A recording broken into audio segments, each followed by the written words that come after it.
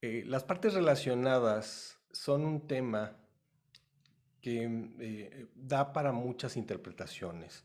Recuerdo cuando empezaron a surgir las redes sociales, se hablaba de que había 6 grados para que una persona llegara a encontrarse con otra. Esto presupone una red neuronal o una red de vinculación entre todas las personas que estamos activas en el ámbito de la economía.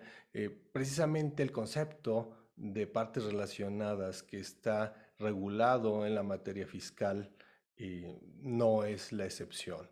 De hecho, podría hablarse de muchos menos grados si reconocemos que partes relacionadas podríamos ser todos porque hay una relación pasiva y otra activa.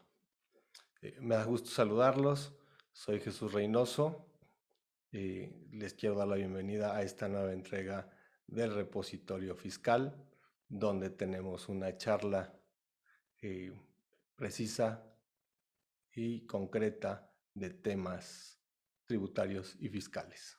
Gracias. Comenzamos.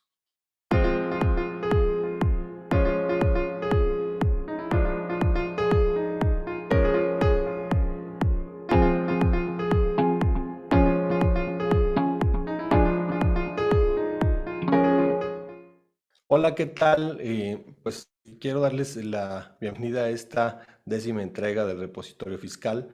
Hoy tenemos el agrado de recibir nuevamente al doctor Oscar Fabián Gutiérrez Tenorio, quien es contador público, es maestro en impuestos y es doctor en temas de administración pública y gobernanza, quien amablemente ha aceptado esta segunda invitación para continuar el tema de partes relacionadas. Hola Oscar, qué gusto saludarte. ¿Cómo estás?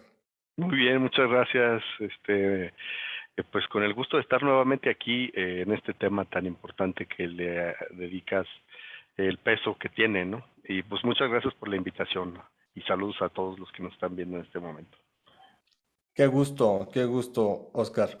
Pues bien, como comentaba al principio, el tema de partes relacionadas me parece que ha venido en aumento en cuanto a la extensión del concepto, es decir, en cuanto a la extensión de lo que originalmente pretendía regular la norma y a dónde hemos llegado el día de hoy, incluyendo ya temas muy precisos de legislación local.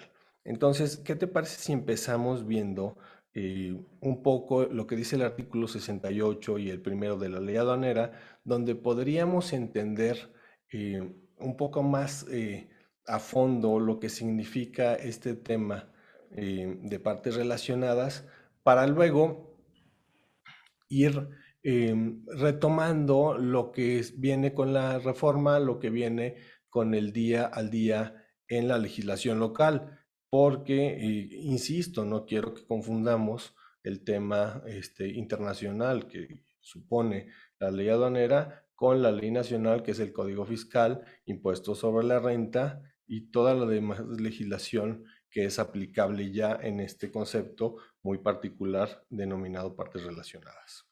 Sí, Perdón, yo creo que sí sería bueno que desde la ley aduanera acotaras lo que está mencionado desde el artículo 1, porque creo que eh, es la base del entendimiento de los procesos, no sé, legales que existen en nuestro país, ¿no? sí, claro. Bajo este concepto hay un principio que se llama reserva de ley, que está previsto para muchas normas que rigen en nuestro país. El principio de reserva de ley señala que una norma jurídica, una ley, debe estar estructurada de manera completa, debe ser emitida conforme a los procedimientos que establece la Constitución para realizar. Lo que viene en el 73 es la función legislativa, cuando luego no entendemos toda la trascendencia de lo que hacen nuestros legisladores, Pues bueno, la materia tributaria viene primeramente a ser regulada por los diputados, que son los representantes del pueblo, es decir, esto es cómo funciona el tema legislativo y una de estas funciones que tienen es precisamente elaborar normas jurídicas que tengan una estructura, primero, constitucional, segundo, que el procedimiento sea pegado completamente a la Constitución y luego que tengan los elementos, es decir, que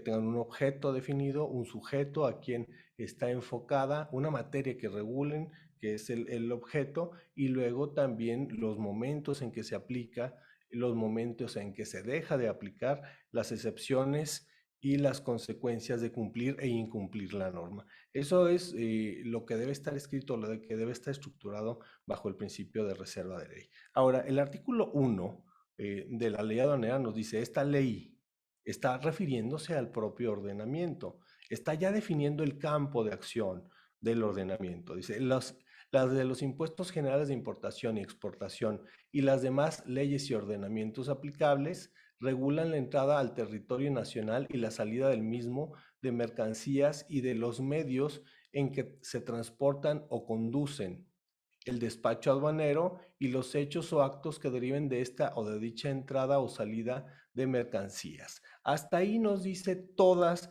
las actividades y sujetos que regula esta norma, es decir, la ley aduanera, a quién se le aplica, qué actos regula y cómo deben ser considerados. Y luego viene esta segunda parte que nos dice, el Código Fiscal de la Federación se aplicará supletoriamente a lo dispuesto en esta ley. Está diciendo que se aplica supletoriamente, pero para compaginar la actividad aduanera o de la actividad de comercio exterior. No nos está diciendo al revés, porque el Código Fiscal entonces tendría que decirnos, el Código Fiscal se aplica a tales sujetos, a tales actividades, y si pudiera ser aplicable de forma supletoria a la norma aduanera, pues lo tendría que decir específicamente, más aun cuando sabemos que el 5 del Código Fiscal nos habla de una interpretación estricta de las normas fiscales, particularmente cuando son normas tributarias, porque también nos da una excepción cuando son normas fiscales de forma general. Entonces, es muy importante considerar que esta ley se aplica originalmente solo al comercio exterior y por exclusión diríamos que entonces impuesto a la renta, cuando no tiene que ver con normas de derecho aduanero o con normas de comercio exterior, le estaríamos dejando paralelamente en su ámbito de regulación y no jugarían este aparente juego complementario que se le ha venido dando en los recientes años. No sé si nos quieres comentar algo al respecto, Oscar.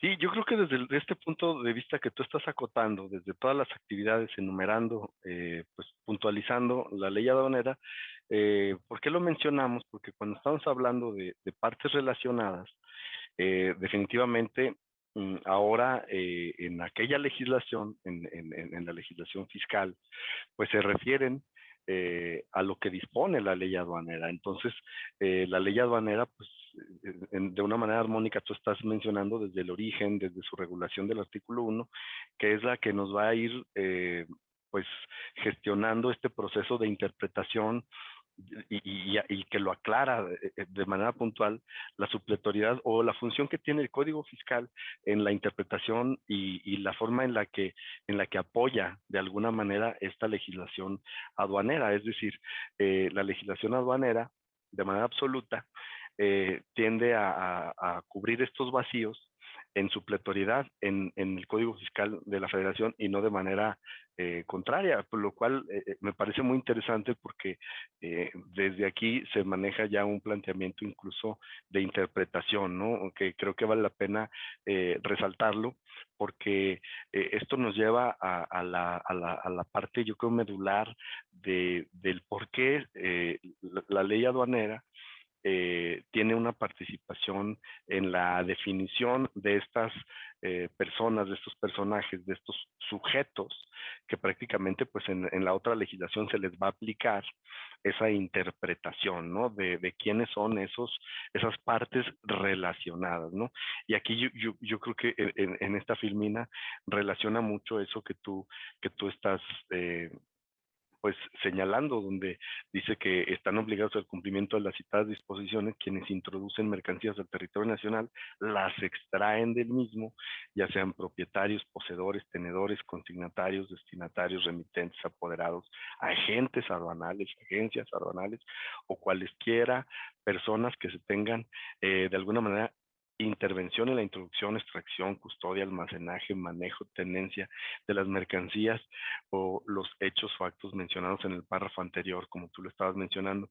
Y esto que tú mencionabas, donde las disposiciones pues de las leyes señaladas en el párrafo primero, pues aplican sin perjuicio de lo dispuesto en los tratados internacionales de los que el Estado mexicano sea parte y se encuentre en vigor. Pues es muy claro, ¿no? Lo que menciona la ley aduanera, y yo creo que sería bueno, yo creo que me gustaría que acotaras por qué el señalarlo de esta manera, por qué puntualizarlo.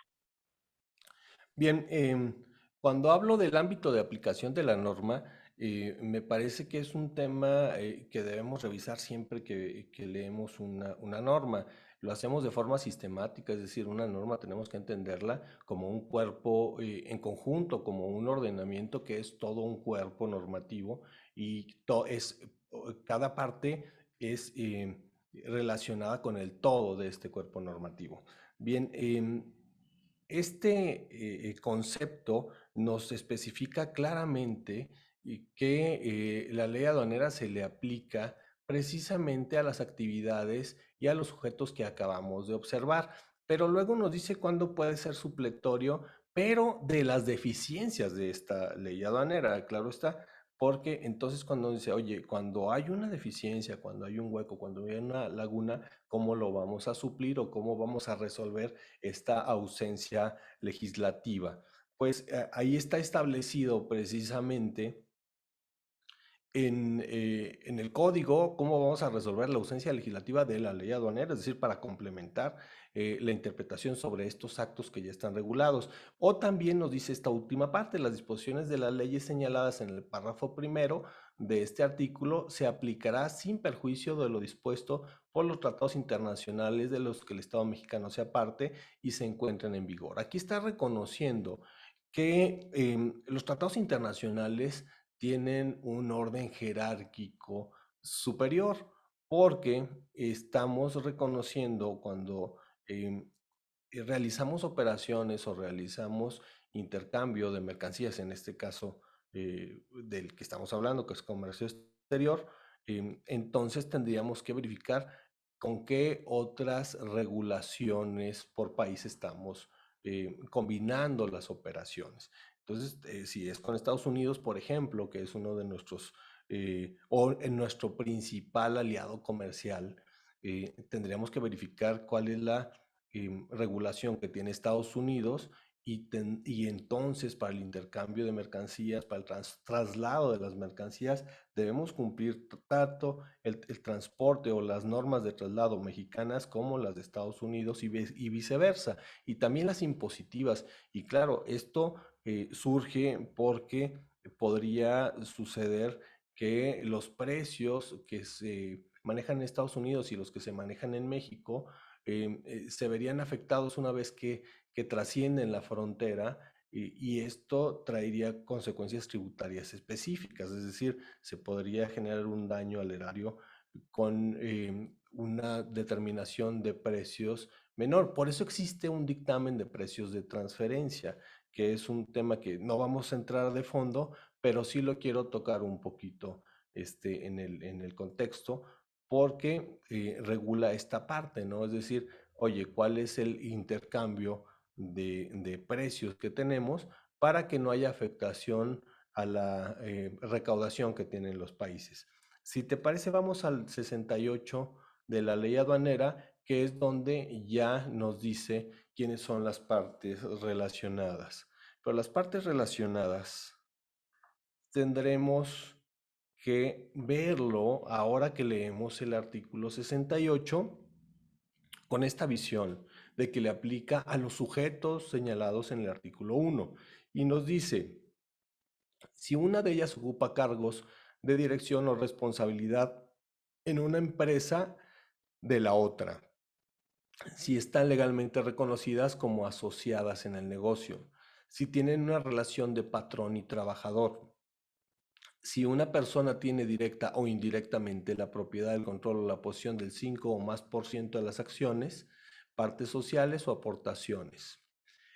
Si una de ellas controla directa o indirectamente a la otra, si ambas eh, personas están controladas directa o indirectamente por una tercera, estoy pensando en el caso de una holding, por ejemplo, eh, y si juntas controlan directa o indirectamente a una tercera persona, es decir, si fueran controladoras de una controlada tercera, sería como una holding inversa, ¿sí? Una holding, en V le vamos a decir a el concepto, ¿sí? Y si son de la misma familia. Es decir, todos estos conceptos los podríamos trasladar a la legislación nacional y nos da un efecto tremendo, un efecto de multiplicación exponencial, no como sucedería originalmente en la regulación que es más concreta, más específica para el tema aduanero. Entonces, no podemos sustraer que este concepto viene exactamente en el 68 de la ley aduanera. ¿Qué significa esto? Que es para regular temas de comercio exterior, porque lo dice el propio uno de la norma que estamos revisando. Entonces ahí acotamos el ámbito de aplicación material y territorial de esta norma, que si le damos esta perspectiva, tendríamos que verificar cada vez que una disposición como el Código Fiscal o Ley de Impuesto a la Renta nos refiere, así como lo señala la norma aduanera o la ley aduanera, porque si nos remite allá, no podemos dejar de ver la limitante que tiene el uno de esta norma. Te escucho, Oscar. Sí, yo creo que sí es importante lo que está señalando, porque por exclusión, limita la actuación de cada uno de los que te estás mencionando, porque prácticamente, pues aquí está sacando a todos, porque cuando voy a pensar que el régimen de confianza, por ejemplo, eh, para pertenecer al régimen de confianza, si dice, bueno, pues que no sean partes relacionadas, y dice conforme a la disposición de la ley aduanera, y la ley aduanera pues tiende a señalar con precisión la participación de cada uno de estos. Sin embargo, bueno, pues para entender quiénes son las partes relacionadas, pues para quienes nos están viendo, pues deben entender que las partes relacionadas a las que se refiere la ley aduanera, pues las tiene señaladas en el 68 en todas y cada una de las fracciones que tú bien acabas de mencionar. Y bueno, refiriéndonos a la participación que se tiene dentro de la influencia o injerencia que se pueda tomar en las decisiones propias del negocio. Y bueno, con la limitante de que se refiere únicamente a cuestiones de actos de comercio exterior, o sea, en temas de comercio local, pues existe esa duda, ¿no? De respecto a lo que menciona el propio, la propia disposición de la ley de impuesto sobre la renta. Y bueno, yo creo que por eso rescatar tan puntualmente la ley del impuesto sobre la renta y bueno, la relación que guarda con las operaciones que propiamente se realizan. Y tú mencionabas hace un momento algo importante, porque tú hablabas de operaciones en el extranjero, que también pues es algo no solamente de poner atención, sino que ya hay otras disposiciones detrás que si te obligan, o sea, que si ya estás reconocido como partes relacionadas por todo esto que ya mencionaste, pues ya hay una obligación respecto a cómo tienes que darle el tratamiento tanto a las declaraciones eh, informativas, que estamos en un mes en donde se hacen estas declaraciones, y que tiene que ver las partes relacionadas y sobre todo tú mencionabas algo así para no entrar en el tema, pero los precios de transferencia, es decir, toda la materia de las partes relacionadas traen consigo consecuencias importantes, ¿no? En las decisiones que se van a tomar cuando se vean involucradas operaciones entre estas. Y bueno, algo que yo creo que sería importante para que se atienda por parte del auditorio y por quienes nos están escuchando respecto a lo que dispone el Código Fiscal de la Federación y bueno, refiriéndome al artículo 26 que recientemente reformado, ¿no? Reformado y reformado, refiriéndome a los responsables solidarios, que son con los contribuyentes. Una cosa es el contribuyente y otra cosa es quienes son responsables solidarios, que no son propiamente los contribuyentes, ¿verdad?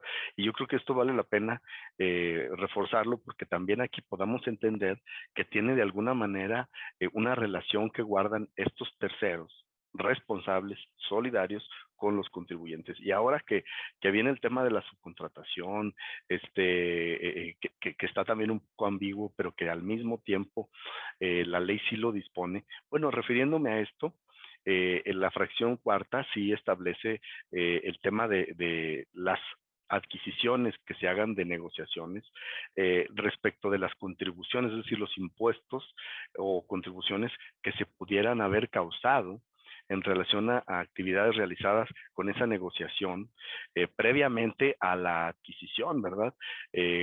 Aún y cuando pertenecía a otra persona, eh, sin que la responsabilidad exceda del valor de la misma. Aquí creo que bueno, la justificación de la pues aclaración de la limitante de hasta dónde soy responsable. Pero luego dice que también se considera que existe adquisición de negociación, salvo prueba en contrario, hay una salvedad. Cuando la autoridad fiscal detecte que la persona que transmite y la que adquiere el conjunto de bienes, derechos y obligaciones se ubican en alguno de los siguientes supuestos, y hay tres fracciones importantes, ¿no?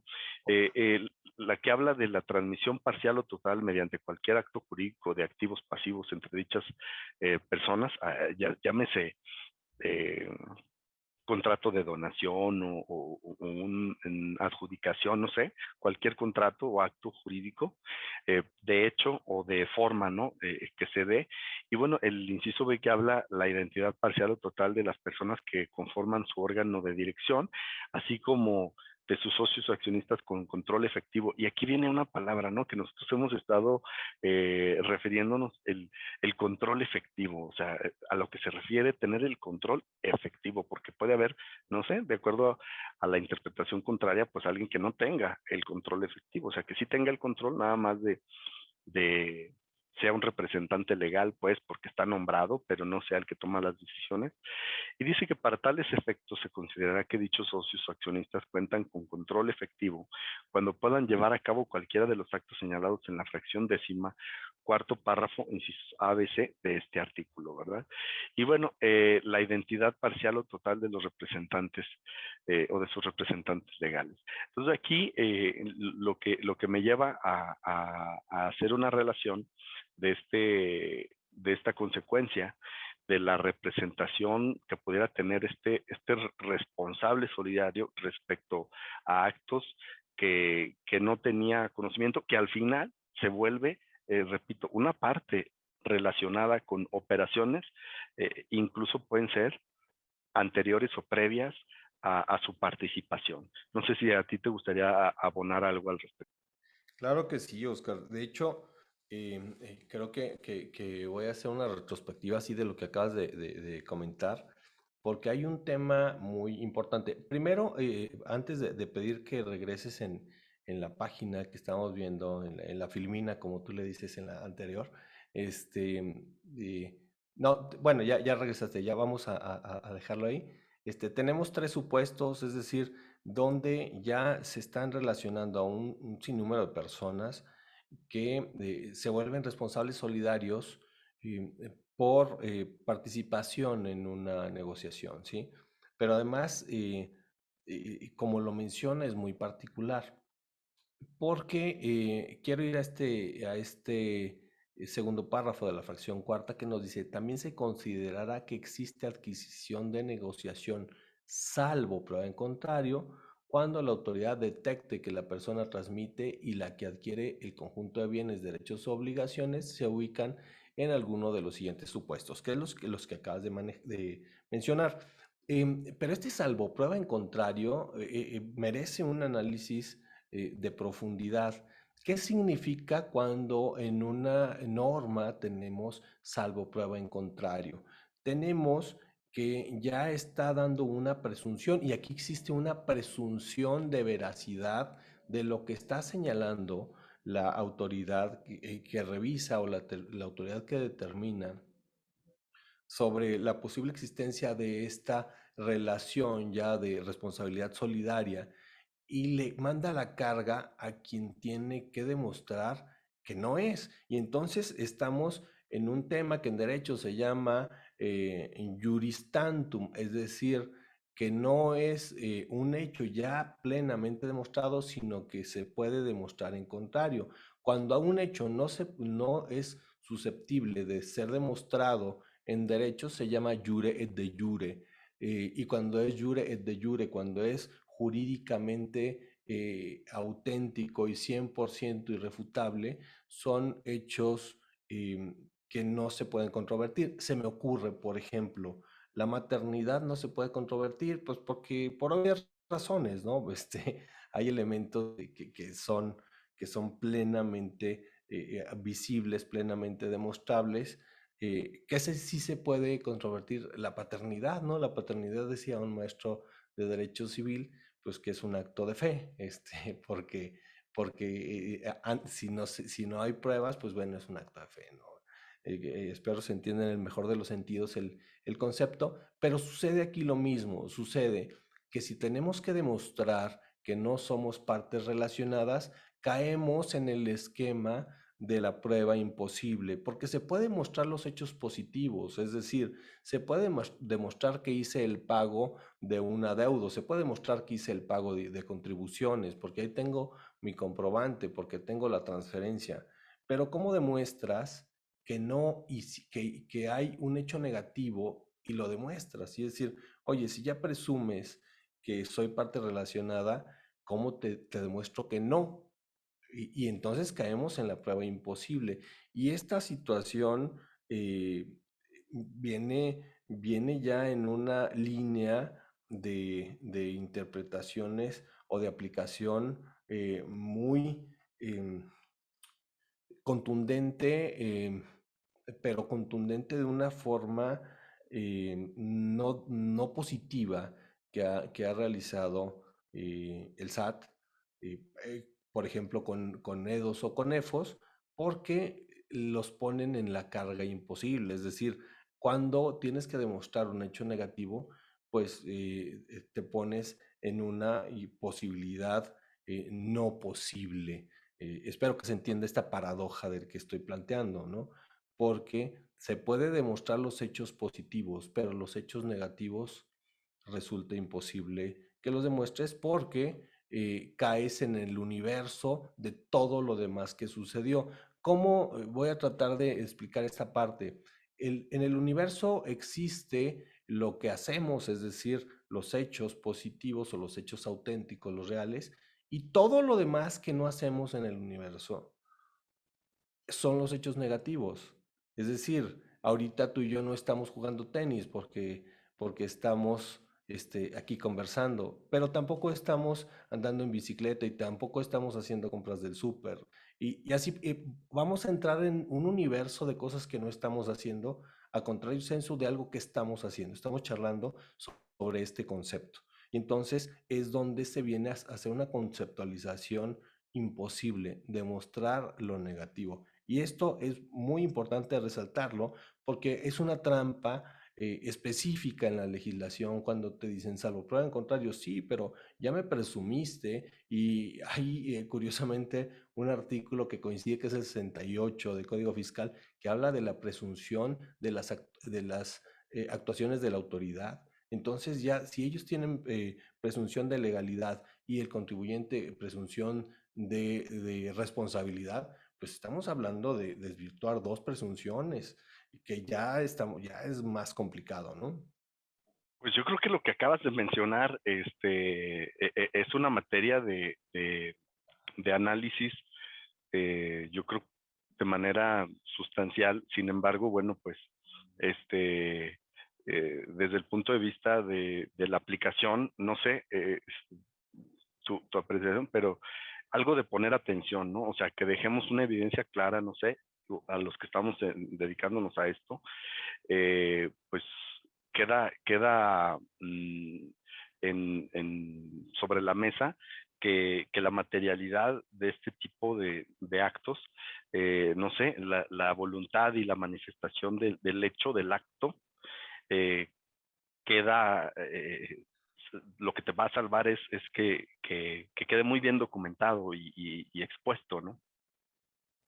Claro, lo que tendríamos por hacer o lo que tendríamos que realizar es tener los mejores registros, el mejor registro histórico de actividades corporativas, de cumplimiento de obligaciones corporativas, es decir, emisión de acciones, tener los libros societarios, llevar a cabo las actas de asamblea, una por lo menos al año, donde tengamos bien especificado dónde está recayendo la responsabilidad, de dónde están ejercitándose los movimientos trascendentales de una negociación o una sociedad, le dice negociación, entendiendo que abarca más el concepto negociación que una sociedad mercantil, porque le estarías limitando, ¿no? Una civil le estarías limitando, o incluso una ACE, que no es una negociación per se, pero de algún modo aquí también ya le están extendiendo la invitación. Entonces también ese tema sería muy importante. Entonces, uno es el análisis que yo te comparto, es este tema jurídico, Sí.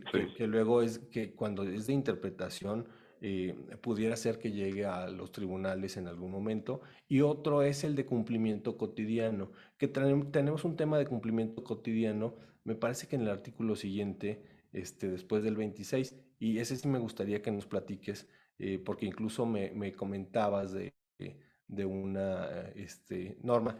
Ah, perdón, me adelanté a esta parte. Si quieres, continuamos con esto, concluimos con esto y luego vamos al siguiente artículo, ¿te parece? Sí, pues refiriéndome o refiriéndonos al mismo punto del que estábamos hablando, del artículo 26, que habla sobre el tema de los siguientes supuestos para ir entrando. Hablamos de estos tres importantes, pero también están la identidad o parcial o total de sus proveedores, la identidad de su domicilio fiscal, de la ubicación de las sucursales, instalaciones, fábricas, bodegas, de los lugares de entrega o recepción de la mercancía que enajenan, identidad parcial o total de los trabajadores afiliados al Instituto Mexicano del Seguro Social, identidad de las marcas, patentes, derechos de autor o vicios comerciales bajo los cuales fabrican o prestan los servicios. O sea, es una red, ¿no? De obligaciones. Me gustó la manera en la que lo mencionaste. O sea, el tema del cumplimiento, que hoy pues es un tema de disposición, ¿no? Más que de obligación, pues es un tema de cuidado de las operaciones, pero sobre todo de la generalidad. Tú hablabas del cumplimiento, pues que exista esta manera de generar manuales de por qué tomas la decisión de comprar o contratar o identificar ciertas cosas.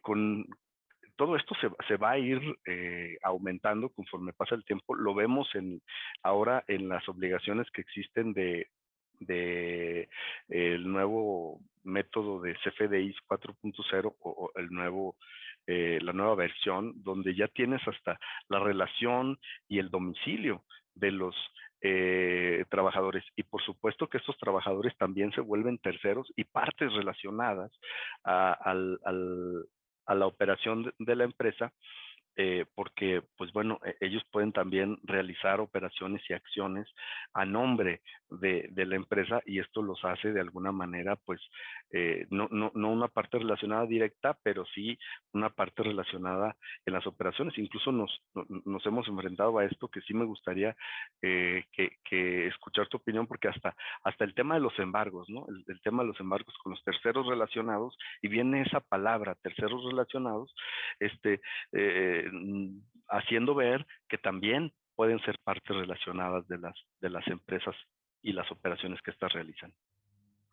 Sí, mira, en tema de proveedores, porque me quedé tan pensativo sobre este inciso que ahorita lo compagino con lo que me estás comentando.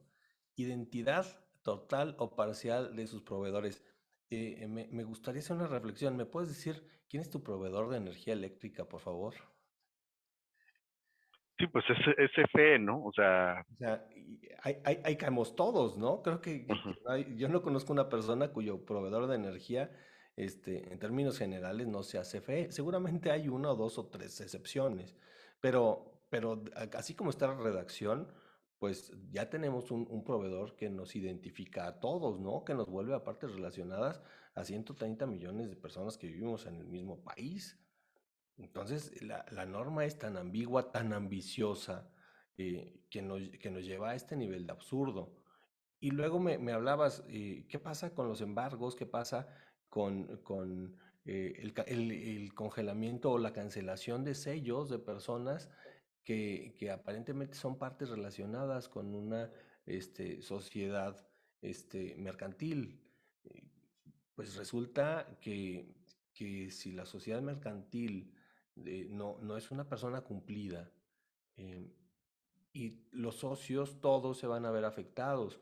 Entonces, pues te digo, este efecto de expansivo que tiene la norma, pues es, desde mi punto de vista, muy destructivo, porque está destruyendo la actividad cotidiana económica, porque a final de cuentas todos podemos ser contaminados por este efecto de partes relacionadas, ¿no? Quizás esta norma este, eh, sea paralela a la consecución de la pandemia que estamos viviendo. Entonces, este efecto pandémico, pues lo trasladaron al nivel legislativo, ¿no? Eh, con esta creación reciente de este artículo. Y bueno, refiriéndome a la misma relación, no lo pusimos por aquí en el tema, pero fíjate, el inciso H y el inciso I, que hablan sobre la identidad en los derechos de propiedad industrial que les permitan llevar a cabo su actividad, y la identidad parcial o total de los activos fijos, instalaciones, infraestructura que utilizan para llevar a cabo el desarrollo de sus actividades. Hace rato tú mencionabas el tema de los proveedores de la CFE, pero cualquier cantidad de personas que tienen en arrendamiento activos fijos, pues pueden ser hasta con los propios bancos de uso comercial que ya tenemos, y que bueno, pues definitivamente esto, no sé, el tratamiento de la consecuencia, pues se vuelve ya no solamente una interpretación pues analógica, se vuelve una interpretación pues estricta, pero de cierta manera, eh, no sé, o sea, el tratamiento que deba darse se vuelve confuso, ¿no? Em, Quiero pensar que en estos edificios de carácter empresarial que existen a lo largo de toda la República, compartimos despacho con una persona que tiene un tema bastante complicado, ¿no? Ahí dice que tenemos una identidad porque estamos compartiendo activo y lo estamos compartiendo porque arrendamos, quizás arrendamos el piso 7 y la persona está arrendando el piso 5 y vaya, por dar un ejemplo aterrizado, y eso nos lleva a tener una identidad parcial, porque utilizamos instalaciones de infraestructura que utilizan para llevar a cabo el desarrollo de sus actividades. Es decir, un accidente tan azaroso como esta situación de quién es tu vecino en el edificio, te podría llevar a esto, ¿no? Por eso hablo de esta expansión destructiva y absurda de esta norma. Exacto, bueno, pues, y bueno, eso nos lleva para ir concluyendo en este tema, para la materia, a un criterio vinculativo que me gustaría que lo reforzáramos, es el 33 ISRN de personas morales, en donde nos describe puntualmente a la literalidad el concepto de partes relacionadas. O sea, ya existe este criterio vinculativo y menciona que el artículo 76 en su fracción decimosegunda de la ley del impuesto sobre la renta establece que las personas morales que realicen operaciones con partes relacionadas deberán determinar sus ingresos acumulables y sus deducciones autorizadas considerando los precios y montos de contraprestaciones que hubieran utilizado con o entre partes independientes en operaciones comparables. Entonces vienen una serie de conceptos interesantes que deben pues medir el efecto que va a tener no solamente en la cuestión fiscal, sino en la cuestión administrativa, contable, de costos, operativa. Y el artículo 179, que ya lo hemos mencionado, en el quinto párrafo de esa ley del impuesto sobre la renta, dispone que dos o más personas son partes relacionadas cuando una participa de manera directa, indirecta, ¿verdad? Y que lo hemos ya incluso descrito en un video anteriormente. Y entonces este mismo criterio dice que de ese análisis, de ese párrafo quinto del 179, pues que prevé una definición genérica del concepto de partes relacionales, es decir, sin restringir su aplicación al título en que dicha disposición se ubica, sin que exista alguna disposición que contravenga toda vez las contenidas en el artículo 29, fracción segunda, y el 90, que también lo hemos visto en el 11º párrafo de la ley del impuesto sobre la renta, solo son aplicables dichos supuestos determinados. Aquí sí me gustaría detenerme para escuchar tu opinión al espíritu de este eh, pues criterio vinculativo, la materia a la que quiso someter a regular, porque prácticamente nos está acotando una acción, eh, ya que en el último párrafo donde dice, en consecuencia, el concepto de partes relacionadas contenido en el multicitado 179 es aplicable a la ley del impuesto sobre la renta y concretamente a la obligación prevista en el 76, fracción decimosegunda de esa ley, es decir, a que llevemos este control de cumplimiento que estabas señalando. Sí, ¿nos podría decir este criterio, normativo, quién lo emite para que tengamos claridad todos, Oscar, por favor? Mira, los criterios vinculativos son emitidos por el Servicio de Administración Tributaria y son publicados en el anexo, me parece viene en el anexo 7 de la Resolución Miscelánea Fiscal del ejercicio 2021, publicado en su edición vespertina el día 27, del día 27 de diciembre del 2021. Y se actualiza cada año, es decir, son criterios vinculativos que la misma autoridad tiene a fin de interpretar. Últimamente hemos conocido la manera en que se han interpretado ciertas normas y las autoridades pues han regulado muchísimo más en reglas de resolución miscelánea, ¿no?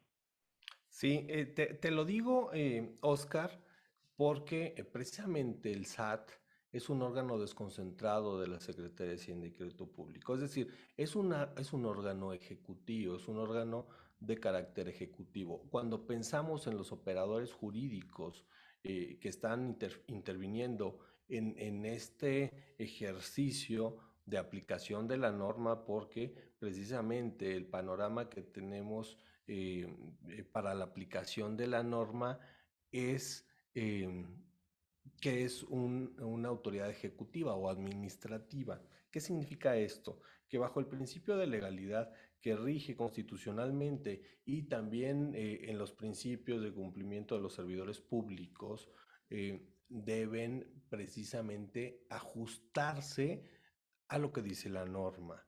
Eh, sí resulta de resaltarse que cuando le presentas un recurso a la autoridad o cuando presentas alguna, alguna consulta y luego le acompañas una jurisprudencia, señala, bueno, yo tengo la obligación de cumplir con lo que me dice la norma y tienen razón, porque la norma está ahí prevista, específica.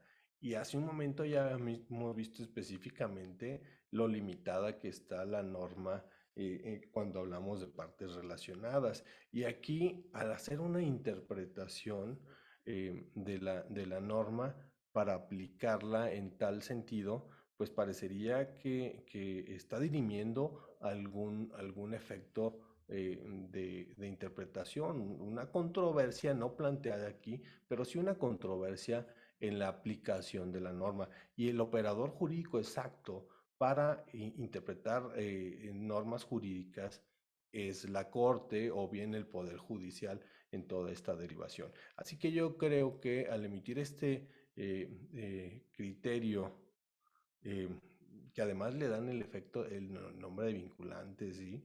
Este, Exacto. este, pues están legislando para su, están llevando agua a su molino, vaya, y dan esta suerte de interpretación que no es jurisprudencia, porque obviamente no lo es, y con todas las reservas lo digo, pero parecería que es la jurisprudencia, ¿no? Parecería que ya le están dando este efecto que la Suprema Corte le iba a dar, en el más alto nivel de interpretación normativa, aquí se lo está dando a alguien que tiene la obligación de aplicar la norma. Entonces, esto sí resulta muy interesante desde el punto de vista donde nos dice, y en el tercer párrafo dice, del análisis se observa que el artículo 179, Exacto. párrafo tal, dice, prevé una definición genérica del concepto, sin restringir su aplicación al título en que se ubica dicha aplicación. Por supuesto que no lo prevé ahí, porque lo prevé en el artículo 1, pero sospechosamente no veo aquí nunca el artículo 1. Entonces, Exacto.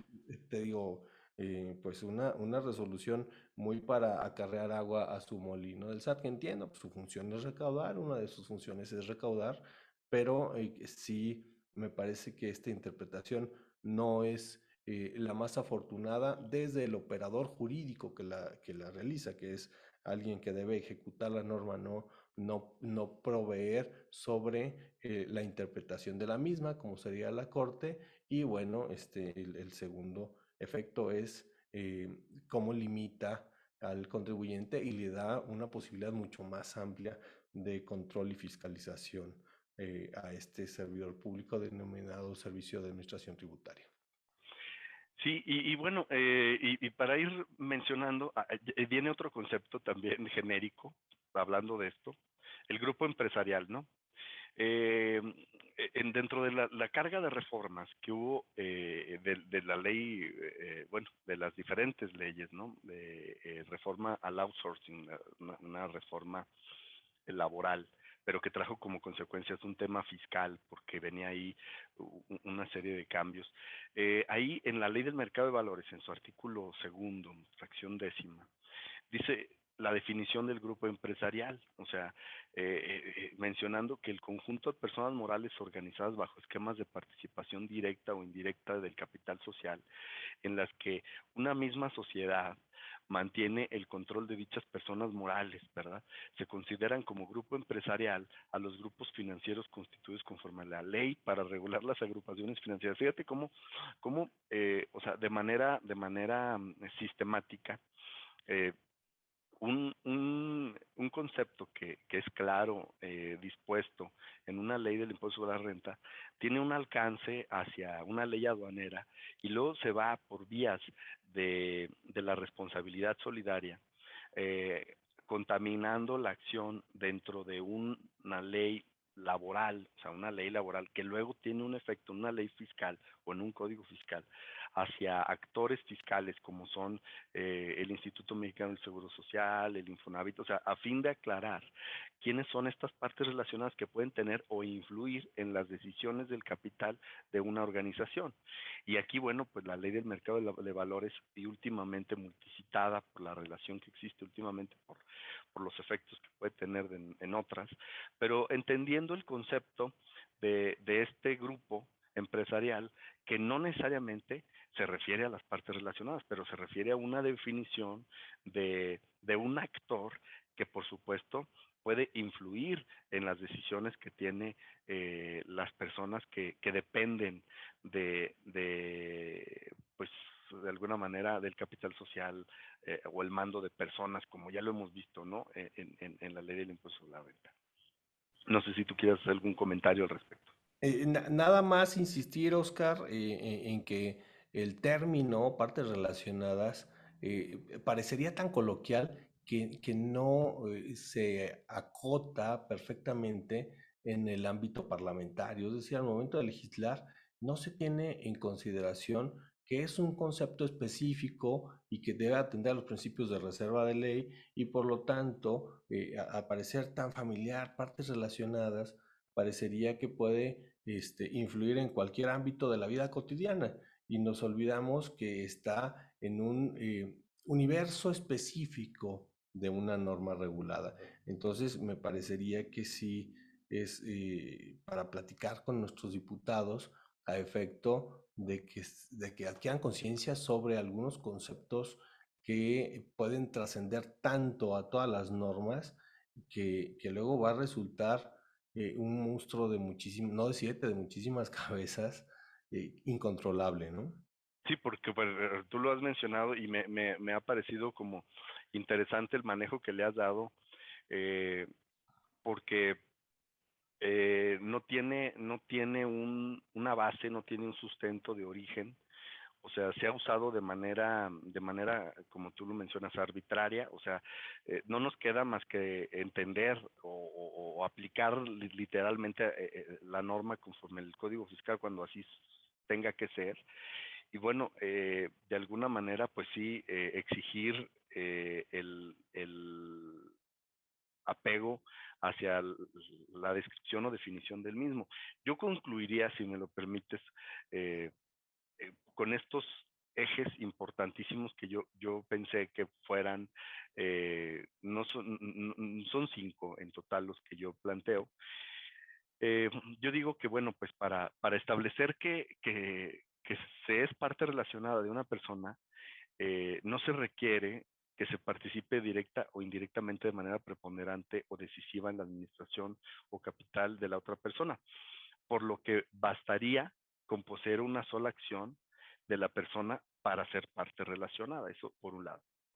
Por otro lado, el participar de manera directa o indirecta en la administración, control o capital de otra persona o que otra persona intervenga en ambas personas por estos medios, ¿verdad? Mencionados, administrar, controlar o el capital, no es la única forma para determinar que son partes relacionadas para efectos fiscales, ya que, como hemos visto y señalado en el camino de estas interpretaciones, en la legislación fiscal se contemplan otros supuestos, incluyendo incluso el mandato de ley, como es el caso de los establecimientos permanentes regulados pues en el sexto párrafo del artículo 179 que lo mencionamos, por supuesto.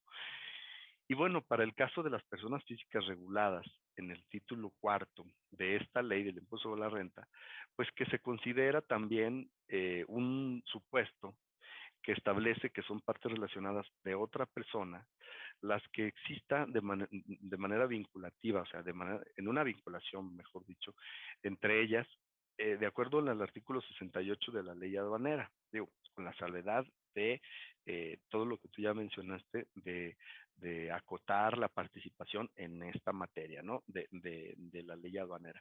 Y bueno, en el tema de la presunción de las sociedades o entidades sujetas al régimen fiscal preferente, de acuerdo a lo que está fijado en el tercer párrafo del artículo 176 de esta ley del impuesto sobre la renta, donde se menciona que son partes relacionadas de las personas residentes en México con quien realicen operaciones, salvo que se demuestre lo contrario, ¿no? Digo, resaltando esta parte que tú decías, que es difícil de probar. Y para concluir, bueno, la principal repercusión para las personas que sean consideradas como partes relacionadas, pues es la obligación de determinar sus ingresos acumulables, deducciones autorizadas considerando operaciones entre ellas, los precios y montos de las contraprestaciones que hubieran utilizado con entes independientes en operaciones comparables. Y esto requiere todo un tema, o sea, la consecuencia, todo un tema de estudio aparte de lo que ya vimos. O sea, ahorita hemos visto solamente identificar las partes relacionadas. Pero bueno, yo lo digo desde el punto de vista de recomendación para quienes nos estén escuchando, pero sería bueno escuchar tus conclusiones respecto a cómo es que visualizas ya el efecto jurídico de esto.